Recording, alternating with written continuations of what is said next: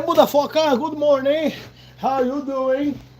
I was gonna ask what the hell are you doing awake this time, and then I just realized, well, we're just about to go to bed. How you doing, motherfucker? I hope you are well. I hope you are good. Today is a very interesting day.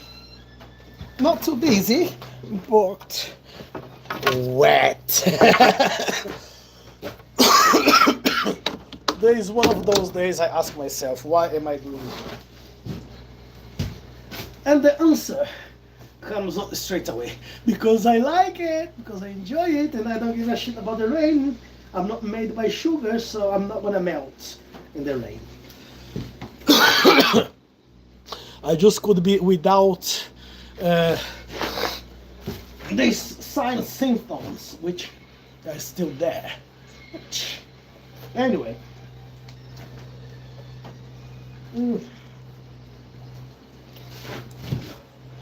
It's still part of the game, so let's not start with the complaints, not just yet. Anyway, brother, how is things around you? How is things in America? How is the weather around there? Hopefully it's better than what it is around here right now.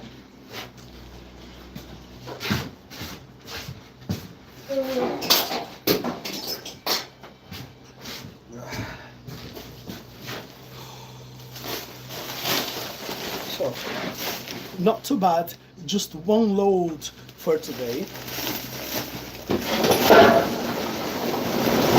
Not bad at all. I'm just driving everywhere. You name it, it's gonna be a lot of mine in one single day. So, I believe it's about half an hour driving between deliveries, or even a bit longer. All depends on the traffic.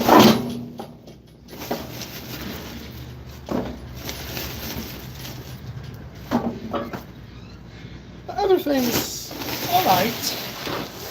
If I can manage to still most of the rain, which now is not too bad, as just a little light shower at the moment, but it will get worse. I know. And in between that, only can say good morning world, good morning everybody, good morning to all of those who helped us to get to over 1,000 subscribers. For a lot of people it means absolutely not shit, nothing. For me it means a lot. Because it means I'm not alone in this world. There are more crazy people who like to listen to my shite. And I say a lot of shit anyway, so. But I do understand it, and I like it. And as I keep saying, if people do not like it, what can I say? Fuck it.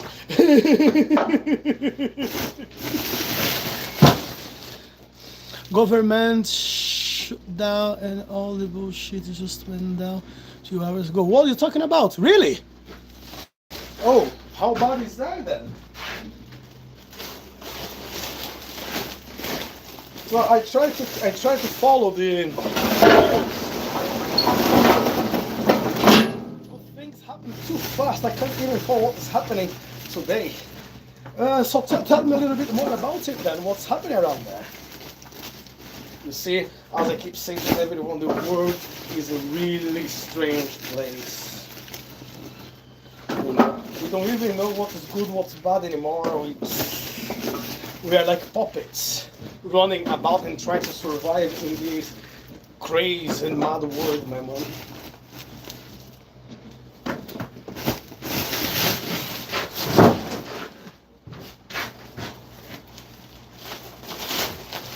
And in between, guys, do not forget tonight we are going to have our main live of the week, which is the couple class. Yeah, it's getting better. You know, some weeks we have like 1,000 people seeing it, another week we have 30,000 people seeing it, which is good. Keep me on track, keep me on shape. but also it means I need to be on top of it all the time doing my research, studying a lot more than what I can,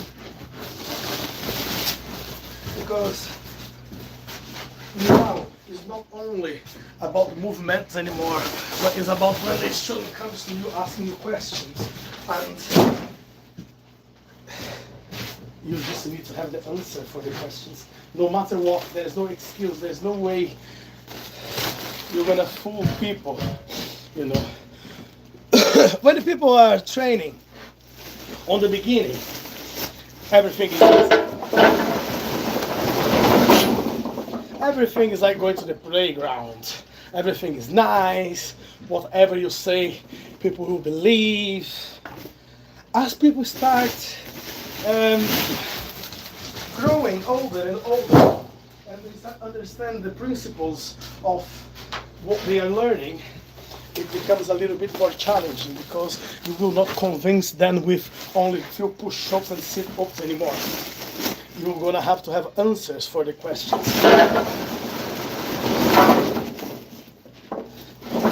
Which is nice, you know.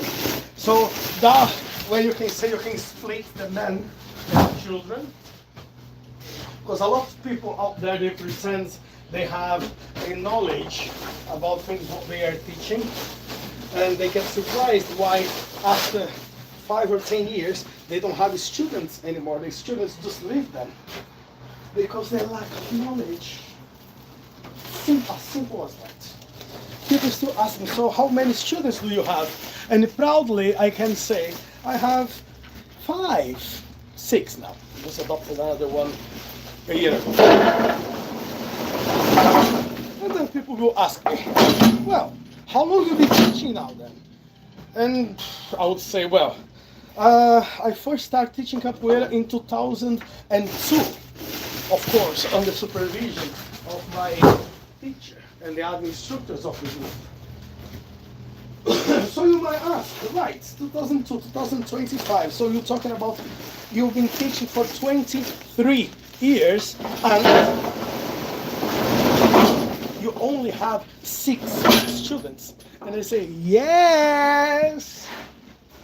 Now, I have a lot of tourists who pass by my school. A lot of people who come, they stay there for a few months, maybe for a couple of years, and then for some reason they need to move, or because they can't get a job on the place where they are, or they finish the university back home.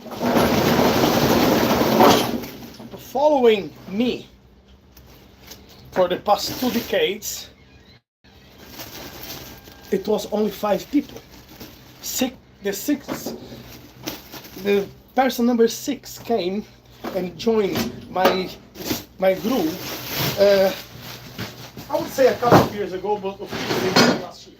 But I've been knowing this guy for at least 15 years, when he used to train in his old group, in his old school. And the reason why he's not there anymore is because his teacher stopped training. So he became a son without a father, let's put it that way. So he joined my group and we started doing some work. We didn't have to do much of work, to be honest with you, but just observe what he's doing in this past year.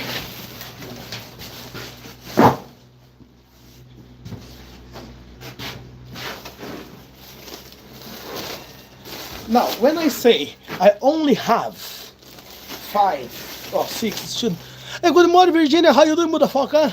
I hope you are well. I hope you are doing okay. And I'm here again on another rainy day, which is fine. So one thing when you start teaching, it's about the charisma, what people feel for you, how people understand what you are doing there. The challenge starts when these people, they come from other background of martial arts and they want to have answers for what they are training or whatever they are doing there with you. And in between the students, between these 6 people training. Yo, how you doing? I love 6-7. How you doing, motherfucker? I hope you're doing well. I hope you're doing good. Don't forget to leave my like. I'm begging for that blood like. And for new subscribers, but I'm sure you subscribe to the page because I remember you, motherfucker. Yeah. And some people will say it's hard to teach martial arts to someone who comes from different backgrounds of martial arts. I don't see anything hard about it. I don't see even a challenge in it, because you are teaching a completely different martial art. You are teaching a completely different methodology, fundamentals, and everything else, and all that kind of shite. The only thing is, you need to know what you are doing, because people will not buy crap from you, mainly because they're already practicing other martial arts. So they want to see and they want to know why these martial arts can be compared to what they are training or what they have trained in the past, to, to keep these students in there. And as I said, the easiest part is when you can move your body, because if you move your body exhaustion of the training, that's absolutely fine. That's the easiest part. The hardest part is when this person is training with you for 2, 3, 4, 5, 10, 15, 20 years, and they are still there.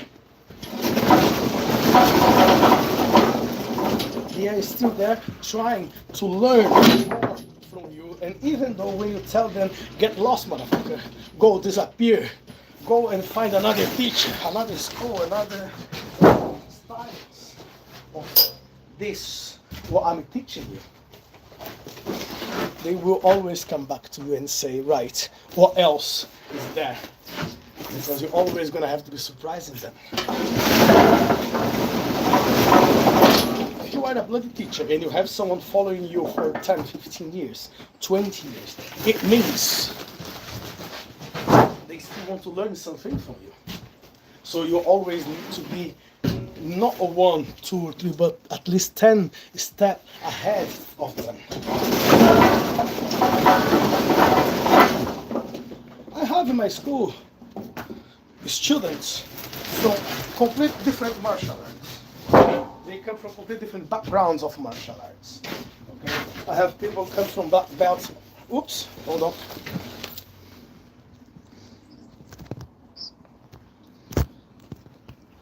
Oh yeah, here we go. So I have students. Hey Jimbo, motherfucker, how you doing? How you doing, my brother? I hope you are good, I hope you are well. I'll switch to Portuguese very soon. I just need to finish what I'm saying here now. So,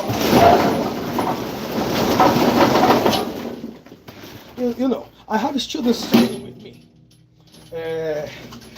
When they started training capoeira, they were teaching karate, kickboxing, Muay Thai, Jiu-Jitsu, Kung Fu. They were training completely different styles of martial arts. When I brought my style into the UK, when I started teaching capoeira, for some of them it was a little bit different, because people were more interested in the dance, in the acrobatics, in the music. And I always work on the sense of the self-defense, the street fighting, and the martial art. So it was something different than what they were seeing all the time. And I went into confront a lot. When I was young, of course.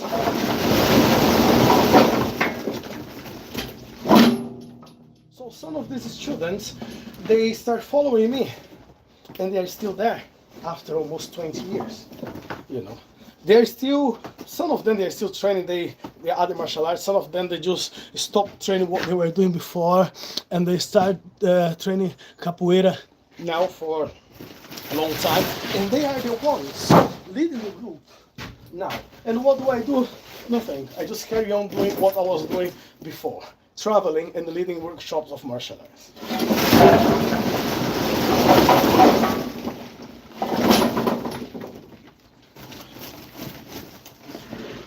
So in New York, there is this gentleman called John Harvey, Chuck. So he's one of my oldest students.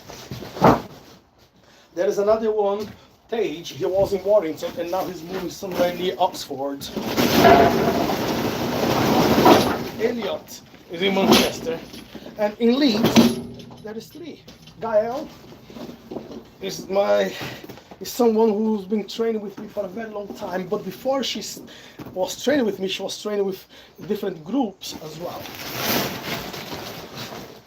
Christina, the Spanish, and James, the English. So there are some people out there teaching under my supervision. And what do I care about what they are doing? You know, some of the teachers, they keep going around and say, oh, let me check what you are doing in school. Well, this is not what I want you to do. That's how I want you to teach. This is how this thing should be done. You know, I don't give a damn about it. Because I know what I have taught to my students. I know what I have asked them, so I don't need to go and annoy them. Now, I observe. If I go there and I see the technique is not great, I'm not going to stop the class. I'm not going to stop the class. I'm going to let the person carry on doing what they are doing. I'm going to call my guy and I'm going to say, look, whatever you're doing there, that's not the way I would do it. You know, we can find different ways of making it. Different techniques to make the movement more accurate. To improve speed, power, and whatever bullshit else it needs to improve from that movement and kicks. And so on. Now, have that happened before? Maybe a couple of times in the past 10 years maybe. And then whenever that happens, what do? We need to make a call for all the students of the group. I mean the elderly. And then I need to check if they are training. Because I'm not calling them every single day. I ask, are you training? What are you doing? Are you training hard? Are you trying? Are you training? No. When I sit there, I just come and check how is the technique, what is happening there. And then, if I see the technique is not accurate, then we have a conversation. Then I put that on the exhausting training again. And life goes on.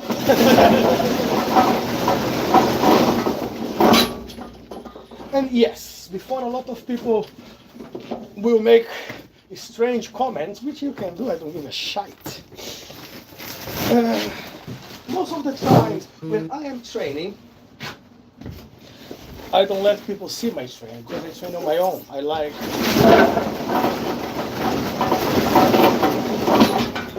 it. I like training alone. I like the nature. You know. Well, but to be a fighter, you need sparring. You need. Do you know how many years I have been sparring with other people, guys? And so let me get older, nice and easy. Let me age in peace. Let me just relax. Okay. As I say, most of the times, what I show here to you guys when I'm training, nothing but stretch.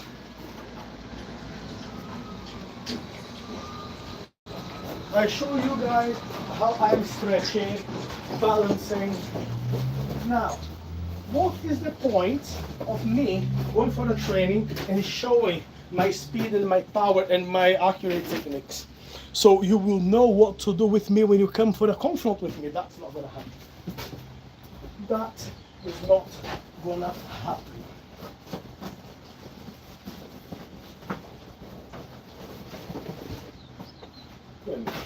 First, because I don't want to become a professional fighter, and it's not going to happen to me. I'm too old for that.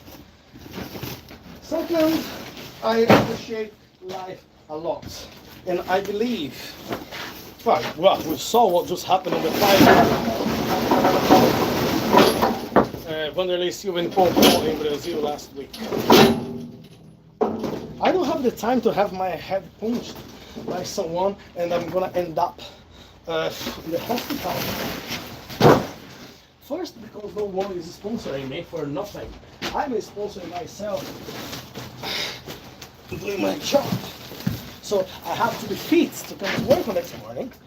I have no one protecting my family if I'm not there. So I'm the one who needs to protect my family. And what I do practice is self-defense. So I'm not practicing anything to attack.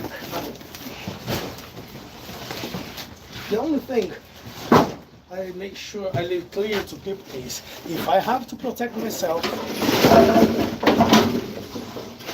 I will protect myself with everything what I have on me.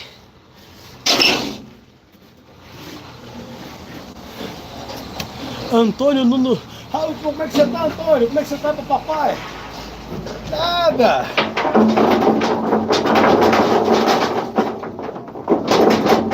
Rapaz, a vida só é dura quando a gente é mole. O trabalho dele, ele acalma a alma, ele livra o espírito das tentações. A gente não tem muito tempo para pensar em besteira. Tem que estar sempre ali focado. A gente pode suar toda aquela nhaca. Eu também, muito trabalho. Aí sim, aí vantagem. Trabalho tudo de homem. A mulher, o viado, todo mundo.